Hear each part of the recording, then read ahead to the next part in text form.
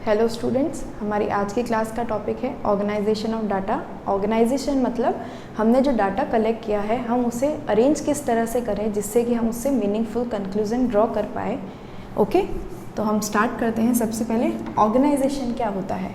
It refers to arrangement of figures in such a form that comparison becomes easy and conclusion can be drawn. यानी जो हमने data collect किया है उसको इस तरह से अरेंज करना है जिससे कि हम उससे एक मीनिंगफुल कंक्लूजन ईजीली वे में ड्रॉ कर पाए।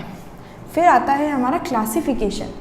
क्लासिफिकेशन क्या होता है? ऑर्गेनाइजेशन के बाद किया जाता है जिससे कि हमारा जो डाटा है वो और इफेक्टिव वे में यूज़ किया जा सके। क्लासिफिकेशन क्या होता है? It is the process of arranging things in graphs, tables और diagrams according to their characteristics and nature. यानी हमारा जो डाटा है, यानी जो हमने डाटा को ऑर्गेनाइज किया है, एक तरह से उसको सब डिवाइड करना हमारा क्लासिफिकेशन कहलाता है। According to graph, tables, diagrams, इनमें हम जब डाटा को क्लासीफाई कर सकते हैं तो वो हमारा क्लासिफिकेशन कहलाता है। अब आता है हमारा ऑब्जेक्टिव ऑफ क्लासिफिकेशन। सबसे पहले सिंप्लीफिकेशन। सिंप्लीफिकेशन, अगर हमने डाटा को हमारा क्लासीफाई कर दिया है, जैसे कि मान लीजिए यहाँ पे मैंने पूरा डाटा कलेक्ट कर लिया कि हमारे इंडिया की, जैसे मेरे पास में पूरे सेंसेस है कि मेरे पास में बर्थ रेट भी है, डेथ रेट भी है, लिटरेसी रेट भी है, इलिटरेसी रेट भी है, तो सेक्स रेशियो भी है, तो ये सारी चीज़ें तो मेरे पास में। अब मैंने इसको जैसे क्लासीफाई कर दिया कि पर्टिकुलर राजस्थान का जो बर्थ रेट है वो 986 है, पंजाब का है वो 1000 है, इस तरह से मैंने हरियाणा का लिख दिया। तो मैंने जो डाटा है, मुझे जैसे मान लीजिए 3 जगह के बारे में अगर पता करना है तो मैंने इनका अलग से डाटा, उस पूरे जो ऑर्गेनाइज किया था डाटा मैंने कलेक्ट किया था सारा, उससे मैंने पर्टिकुलर कुछ पार्ट को जो मुझे ज़रूरी लगा उसे मैंने अपने अकॉर्डिंग क्लासीफाई कर लिया था। तो ये जो डाटा है इससे क्या हो गया, मेरा जो आगे का प्रोसेस है वो और इजी हो गया। तो यानी क्लासिफिकेशन करने से क्या होता है, इजी हो जाता है आपका कंक्लूजन ड्रॉ करना। फिर आता है आपकी नेक्स्ट टॉपिक, यूटिलिटी। अगर हमने डाटा को अपने अकॉर्डिंग क्लासीफाई कर लिया है, जो जो हमें ज़रूरत है, तो उससे हम अपने अकॉर्डिंग जिस तरह से हमें उसे यूज़ करना है हम आसानी से यूज़ कर सकते हैं। फिर आता है डिस्टिंक्टिवनेस। जैसे मान लीजिए मुझे पूरे इंडिया के डाटा में से पर्टिकुलर इन 3-4 सिटीज़ का, 3-4 स्टेट का मुझे अगर डाटा चाहिए था, तो मैं क्या कर सकती हूँ, उनको डिस्टिंग्विश कर सकती हूँ। जैसे राजस्थान का इतना है, पंजाब का इतना है, हरियाणा का इतना है, सिक्किम का इतना है, गोवा का इतना है। तो ये मैंने कैसे किया, मैंने अलग से इसको क्लासीफाई कर रखा था इतना पूरे जो सेंसेस है उसमें से, तो मैंने इसे आराम से क्या कर दिया, डिस्टिंक्टिवनेस, डिस्टिंग्विश कर लिया। फिर आता है कंपेरेटिबिलिटी।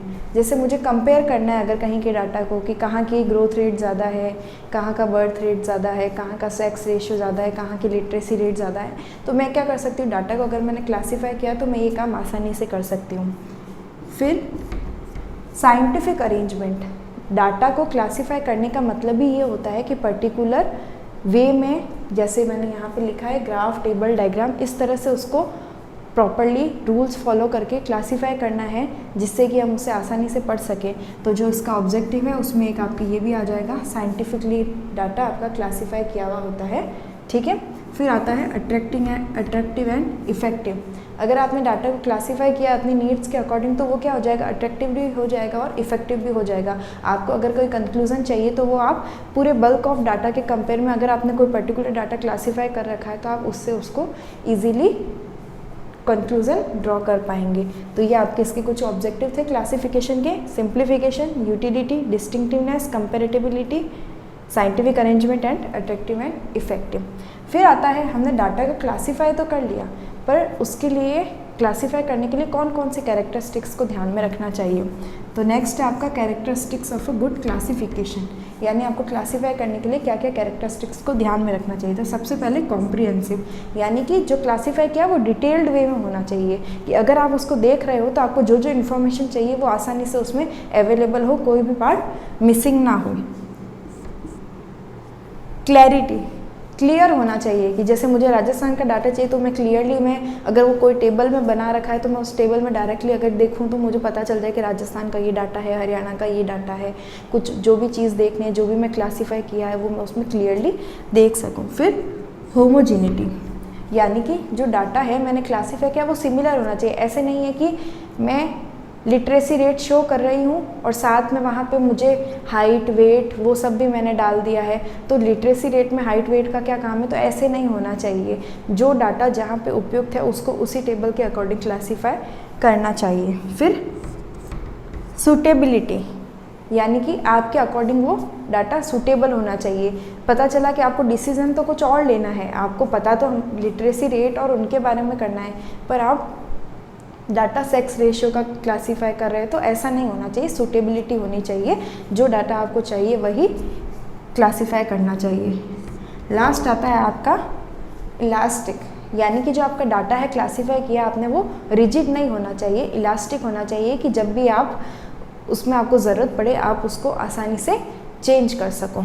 तो ये आपकी कुछ कैरेक्टरिस्टिक्स हो गई, comprehensive, clarity, homogeneity, suitability and elastic. Organisation का एक तरह से पार्ट हो जाता है क्लासिफिकेशन, कि हमको सारा डाटा ऑर्गेनाइज करने के बाद में जो हमारी नीड है उसके अकॉर्डिंग हम डाटा को क्लासीफाई करते हैं। ये हमने इसके ऑब्जेक्टिव पढ़ लिए, कैरेक्टरिस्टिक्स पढ़ ली। नेक्स्ट क्लास में हम पढ़ेंगे जो हमारा डाटा क्लासीफाई करना है उसके लिए कौन कौन से बेसिस चाहिए होते हैं। Thank you.